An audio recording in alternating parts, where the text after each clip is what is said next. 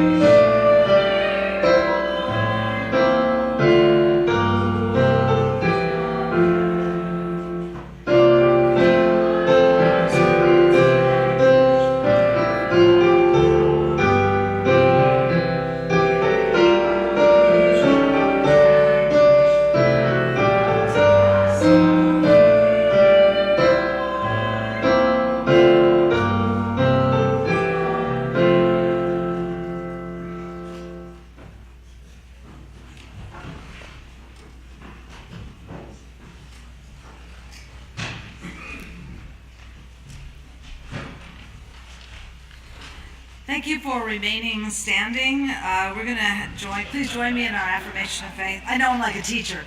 Thank you for remaining standing, those of you who paid attention. Okay. And by the way, I see Maggie, we wore the same outfit. We're going to do who wore it better later, but I'm sure it's you. We're going to do our affirmation of faith. The words are printed on the laminated handouts in the pews and in your order of service. Love is the doctrine of this church. The quest for truth is its sacrament. Service is its prayer, and this is our covenant. To dwell together in peace, to seek the truth in love, and to help one another. We are striving to create a worship space which is both spiritual and safe. However, we recognize that not everyone can attend in person. We extend a special welcome to everyone who is joining us virtually today. Thank you to our tech team for making the live streaming and recording possible. For those present in the sanctuary, please take a moment to greet your neighbor by waving your hands and letting the warmth of your smile fill the spaces between us.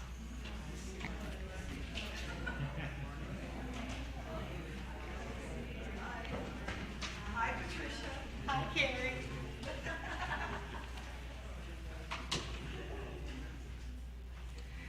Please join me in singing our doxology.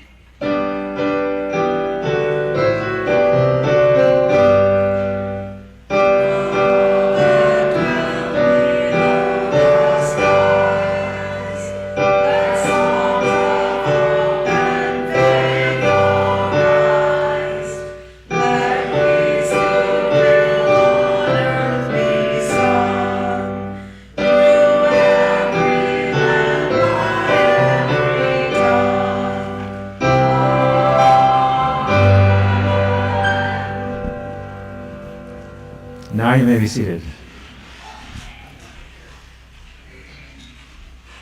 Each week, as a part of our gathering, we share in our joys, sorrows, milestones that we've been carrying in our hearts.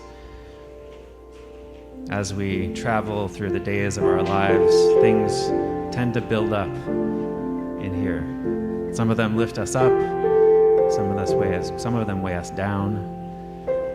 But there's something about being able to share, to offer, to weave these together with each other that helps not only our own strength and resilience, but also those with whom we share. So I would invite anybody who has a joy or a sorrow to lift up this morning to share that in this space, and then just when you do so, tell us your name so that we know who you are.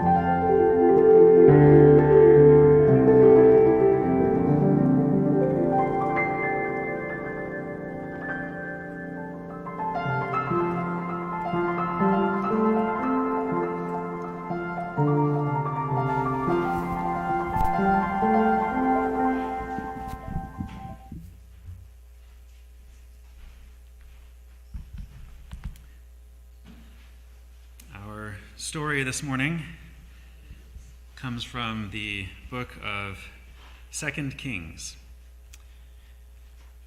In the 18th year of King Josiah, the king sent his secretary to the temple, saying, "Go up to the high priest and have him add up the entire sum of the silver that has been brought into the house of the Eternal, that the keepers of the threshold have collected from the people, and let it be given into the hands of the workers who have the oversight of the temple.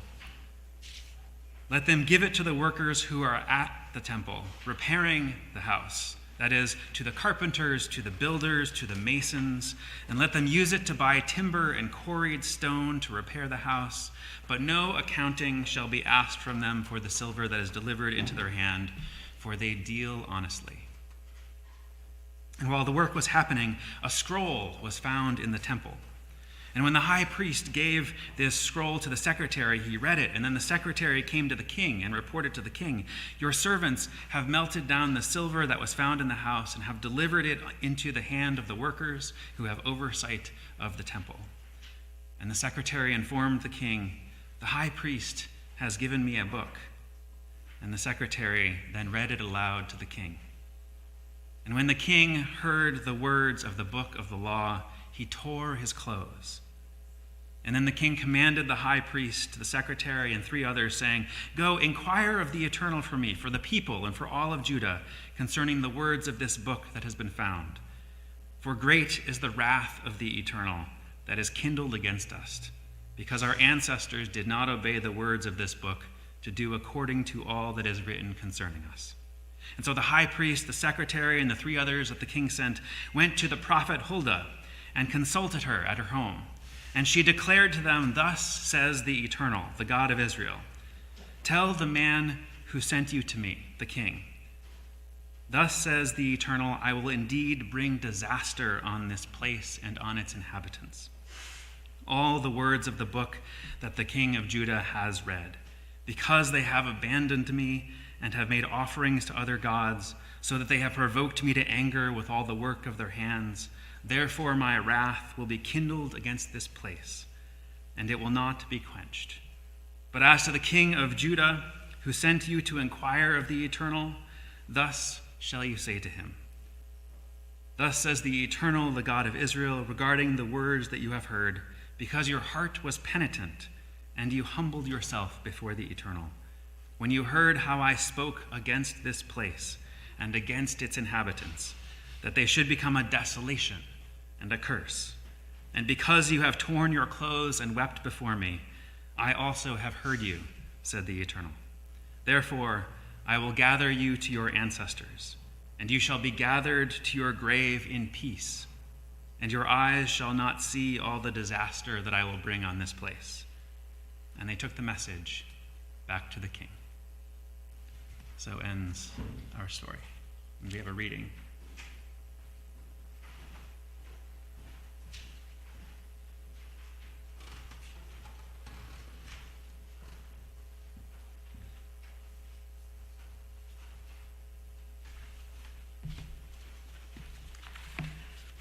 This is a reading from the book of the prophet Amos, the 5th chapter. And you'll recognize this because it was used by many civil rights leaders.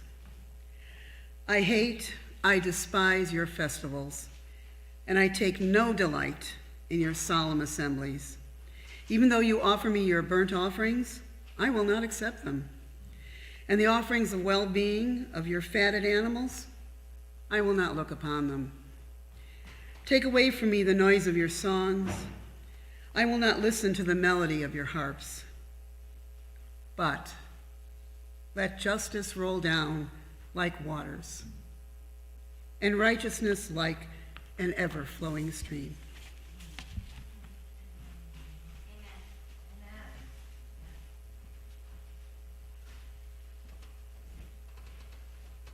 Our next hymn is not in hymnals. The words are going to be printed on your screen. I'd like to invite you to rise and join in as you are willing and able. For I'm going to lift my sister up. It's pretty simple. It will become very clear what's going on as we go on. So start. I will lift my sister up. She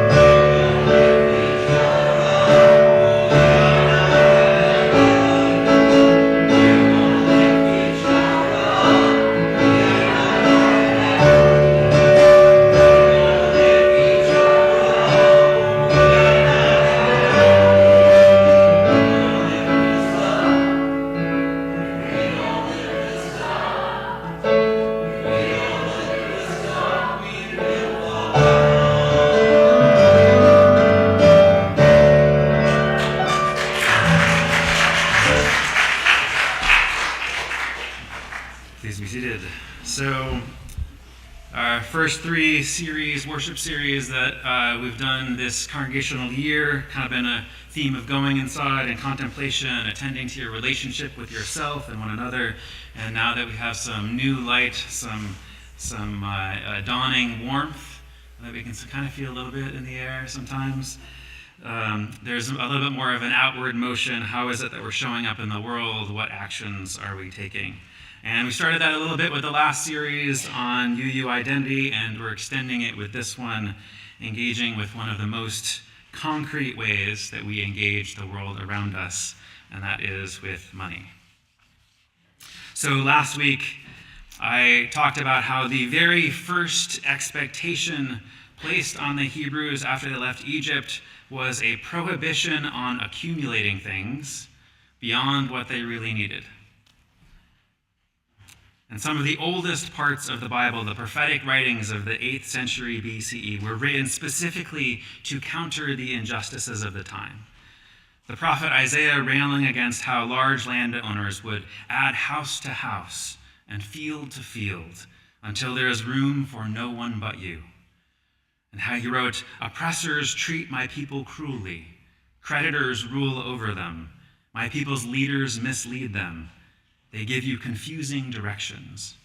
It is you who have devoured the vineyard. The spoil of the poor is in your houses." But our current economic system is not so wildly different from that of that day. While our economy has demonstrated incredible ingenuity and capacity to manufacture artificial abundance, think of the 30 kinds of cereal or toothpaste at your local supermarket, in the words of Ched Myers, it does not circulate equitably to everyone. Thus, we have re-engineered the world. Our refusal to limit our appetites has drained natural abundance. And our artificial abundance belongs only to a few. And if we're not careful, we end up fueling that same cycle. So in that light, my homework, my invitation to you last week was to have at least one conversation with someone in this congregation about how your values inform where you put your money, and how your values could even more inform where you put your money. And I hope that those conversations were very vibrant. I've heard a few reports back, and I would love to hear some more reports back about that as well.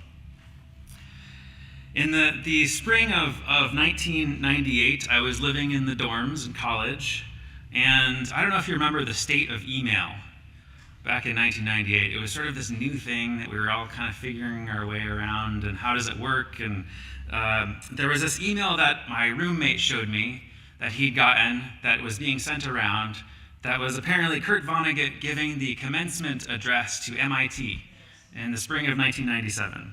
And it was titled, "Wear Sunscreen." And my roommate was a huge Kurt Vonnegut fan, and so he showed this to me and he was very excited, and I read it, and it was interesting and enjoyable. And then a couple of years later, I heard this song on the radio. And it was this sort of moody late 90s instrumental stuff with this Australian actor reading the same text over the song. And the name of the actual piece that it was based on was "Advice, like youth, probably just wasted on the young." But as rendered as the song, it was called "Wear Sunscreen." And it turned out it wasn't actually by Kurt Vonnegut. The person who gave the commencement address at MIT that year was Kofi Annan. It was a very different figure than Kurt Vonnegut, and he didn't say anything like that. It was actually written by a columnist from the Chicago Tribune, Mary Schmidt. And there's a line in it that stuck with me, and it stuck with me since I heard that back then, which is, "Live in New York once, but not so long that you become hard, and live in San Francisco once, but not so long that you become soft." Well, since reading that for the first time in 1998, I've lived in New York City, and I have lived in the San Francisco Bay Area, and I have lived in New York long enough to become hard, and lived in San Francisco long enough to become soft. And the softness I remember very fondly. There's all these lovely, warm, and soft, like a blanket or like a pillow. It's just a very pleasant thing to call up in my mind. But the hardness comes with a little bit more embarrassment for me. I have a specific memory that crystallizes the hardness that had taken place in me after living in New York for just a couple years. A friend of mine came to visit, drove down from Connecticut. We went to Times Square. We were going to get some tickets for a Broadway show at half price at the TKTS counter. And we were waiting in these long, sort of snaking lines to get up there and to buy it. And as we were waiting in line, somebody came up to ask us for money. And I said, no, thank you. We're not going to give you any money. And he kept asking for money. And my friend acted in the way that I was familiar with from growing up in the parts of Connecticut that I had grown up in, of just continuing to be kind and say, no, thank you, we're not going to give you any money. Whereas my response as the hardened New Yorker was, no, go away. Which, to recall, has some humor to it, but to live it and feel like, oh, did that just come out of my mouth? Did I just meet this person's need with that sort of aggression? And so the song, our opening hymn this morning, talks about from the crush of wealth and power, something broken in us all. In any of those instances, I've certainly been approached for money between then and now, over the past 20 years. In any instance of somebody coming up and asking for something, regardless of my response, whether I help them out with money or whether I say no, thank you, regardless of that, there is an encounter with brokenness. There's an encounter with something not coming together in our society. Something has failed, something has not worked. And that is a brokenness that by virtue of us being in this society, we all carry to some extent, whether we're aware of that, whether we're conscious of it or not.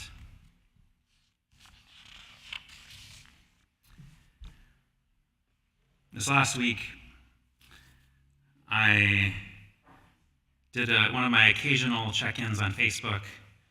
I try to keep them as limited as possible, but they happen occasionally, and I came across this post from this Unitarian Universalist activist that I know, who posted something saying, one of the most visionary and caring builders of social justice infrastructures I've ever known, someone who has created opportunities for thousands of us to bring our gifts and passions for liberation into the world and find each other and bring more people in the process, is in intensive care on life support after a violent robbery attack.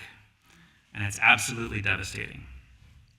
Her heart and visionary, let's build power together values have brought so much into the world, and let's send her all the energy that we can.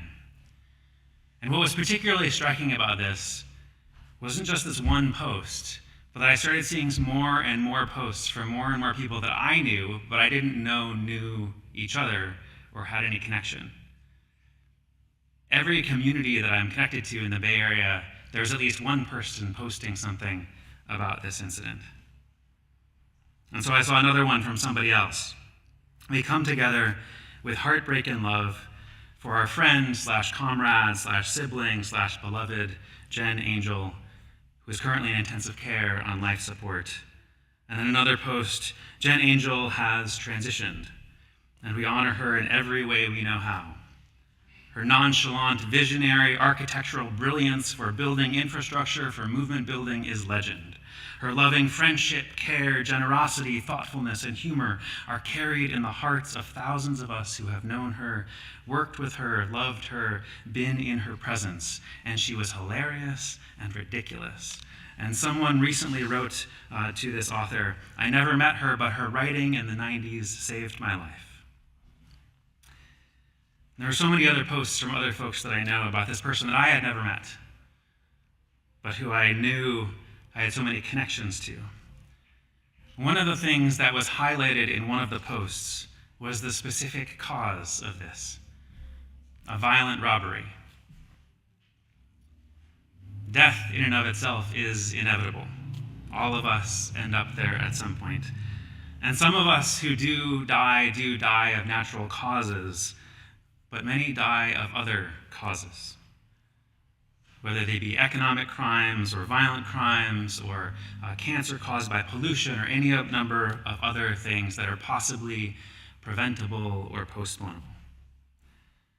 This lack of peace in which we are all simmering is not inevitable.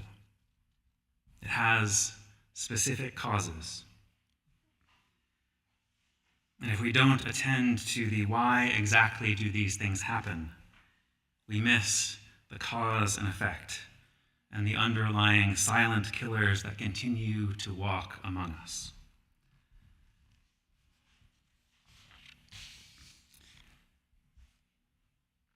One of the reasons I wanted to share that story this morning is it's one of those stories of God getting angry and wagging his finger and being mean. And we can think about that as, oh, well, God was really angry and mean in the Old Testament. But it wasn't just anger and meanness for its own sake. It was taking a stand for something in particular. There are expectations, a number of expectations, some of them, like I said last week, around things like Sabbath and Jubilee. The Sabbath, a day of the week to practice, to remind ourselves that there is enough for everyone and to not accumulate more for ourselves. And the Jubilee, every 50 years, of forgiving all debts, of returning all land to its original owners, of freeing all slaves. And the story this morning specifically has the economic thread in it of how are we treating the workers that are engaged in this work that we're having done.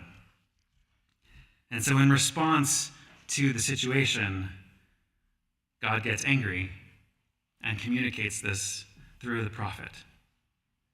And so in this particular story, Josiah was a good king. There's two books in the Christian Bible, 1 Kings and 2 Kings, that has just a bunch of kings, and most of them are not that great kings. Josiah is one of the good kings. He's one of the ones that the Bible's like, okay, well, this guy, he was kind of doing okay. And the scroll that is found in the temple includes a number of threats. And it doesn't list the threats in there. It doesn't catalog all of them because they're cataloged elsewhere in the Bible. But Josiah is so upset that he tears his clothes. Has anybody here ever tried to tear clothes? So I grew up watching wrestling.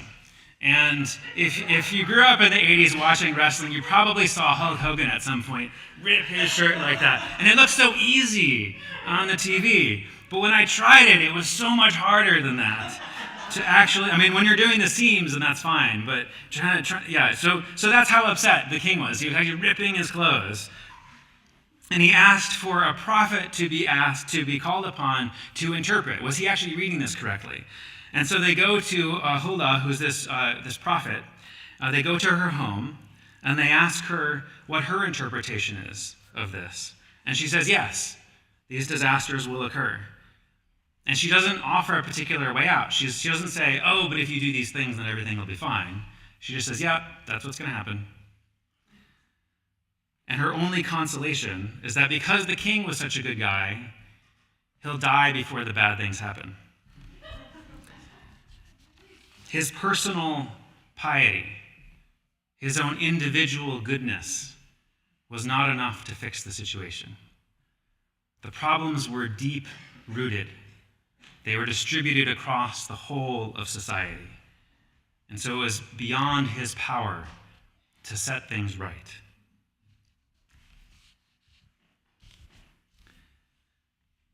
Feminist poet Adrienne Rich has a poem called From Dream of a Common Language. And there's this one part in the poem where she writes, my heart is moved by all I cannot save. So much has been destroyed. I have to cast my lot with those who age after age, perversely, with no extraordinary power, reconstitute the world. We are embroiled in all sorts of relationships in our society, our friendships, our loved ones, the people with whom we don't really get along that much. Also our financial relationships, who we owe debt to, what agreements we have, what contracts we're a part of. To what degree do we bring mindfulness to the rest of these arrangements? That's the invitation this morning. Over this coming week, your relationships beyond just your friendships, your loved ones, in a wider society, what relationships are you engaged in? Where is your money invested? Where do you shop? In what ways are your material resources perpetuating how things are or how things might be? In what ways are you reconstituting the world with the very flow of your existence? Being just and kind isn't something that just happens in our face-to-face interactions with one another. It happens in every marketplace decision that we make. From the crush of wealth and power, something broken in us all waits the Spirit's silent hour, pleading with a poignant call to bind our wounds again.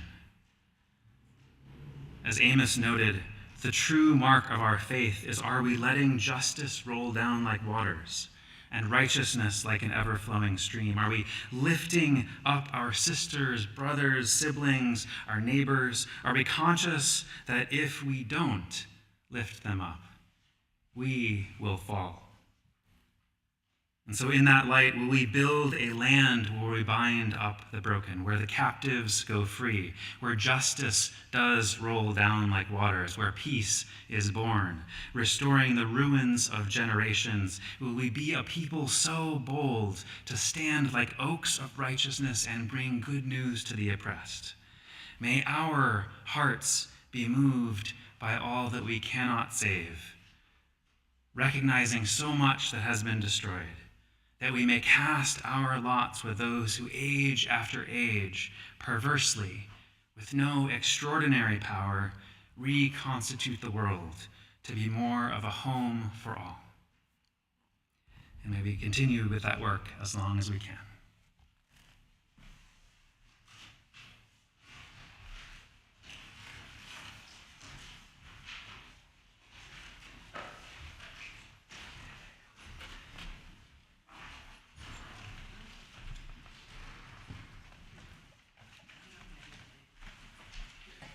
Thank you, Pastor. Now is the time in our service for our offering. We give to remind ourselves of how many gifts we have to offer. We give to remember that we are part of something bigger than ourselves. We give because we believe in music and friendship. We give with the faith that together we have enough. The money in the baskets goes to sustaining the mission of our community. The money in the cups goes to our Faith in Action ministry and a different charity chosen by the ministry every month. This month, the money from the cups goes to the OWL program. For those not here with us today, there is an online link on the screen for both one-time and regular donations. And if I could have four volunteers, please.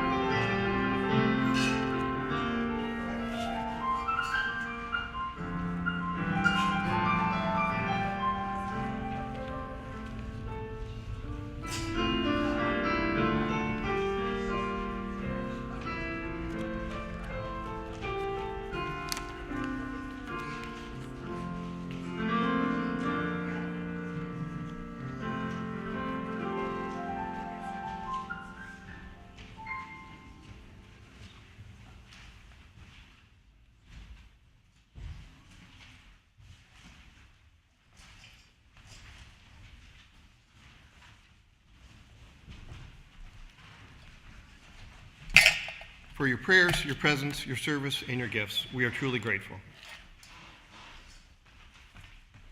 Now please rise for our closing hymn number 121, We'll Build the Land.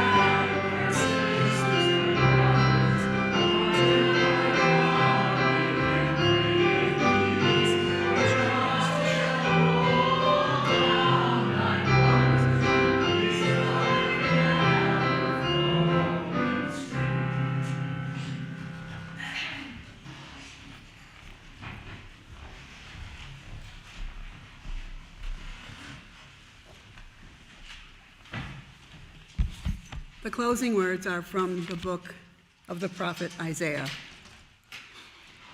The Spirit of God has sent me to bring good news to the oppressed, to bind up the brokenhearted, to proclaim liberty to the captives and release to the prisoners, to comfort all who mourn, to give them a garland instead of ashes, the oil of gladness instead of mourning, the mantle of praise instead of a faint spirit.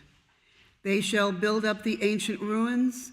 They shall raise up the former devastations, the devastations of many generations. You shall be named ministers of our God.